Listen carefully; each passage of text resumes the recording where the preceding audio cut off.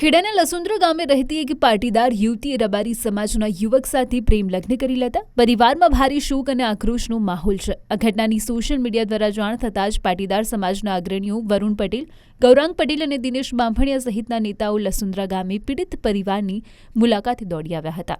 મુલાકાત દરમિયાન દીકરીની માતાએ રડતા હૃદય અગ્રણીઓ સમક્ષ પોતાની દીકરી પરત અપાવવા માટે કરુણ વિનંતી કરી હતી। હું તો એક જ અપેક્ષા રાખું સાહેબ, મારી વિકલ્પમાં તો એવું શું કહું સાહેબ, કોઈ દાડે એવી છોકરી હતી જ નહીં મારી, સારી ભણવામાં એવી, એનું વર્તન કેવું કોઈ દાડે એવું ખરાબ લાગ્યું નહીં કે અમે એનો મોત શોખ કંઈ એવું પૂરું નહીં કર્યું, એવું કશું જ બનતું નહીં સાહેબ। એ કોઈ અંગત છોકરા જોડે વાતચીત એવું કંઈ અમને લાગ્યું જ નહીં। કહું સાથે બધા હળી મળી એસપીજી ગ્રુપને બધા હળી મળીને મારી છોકરી પાછી લાવવાનો પ્રયત્ન કરો। જોકે સામાજિક નેતાઓએ પરિવારને સાંત્વના પાઠવતા વિશ્વાસ આપ્યો હતો કે તેઓ દીકરીને સુરક્ષિત રીતે પરત લાવવા માટે તમામ પ્રયત્નો કરશે। અમે રબારી સમાજ પાસે અપેક્ષિત છીએ કે અમારી દીકરી અમને પરત આપવામાં આવે અને સમાજના લોકો આ ઉપર ગંભીરતાથી વિચારે। દીકરીને પરત લાવવા માટેના જે કંઈ આયોજનો છે તે ખૂબ જ ગંભીરતાપૂર્વક થશે અને દીકરીને પરત લાવવી એ જ અમારો ધ્યેય છે। એના તમામ રસ્તાઓ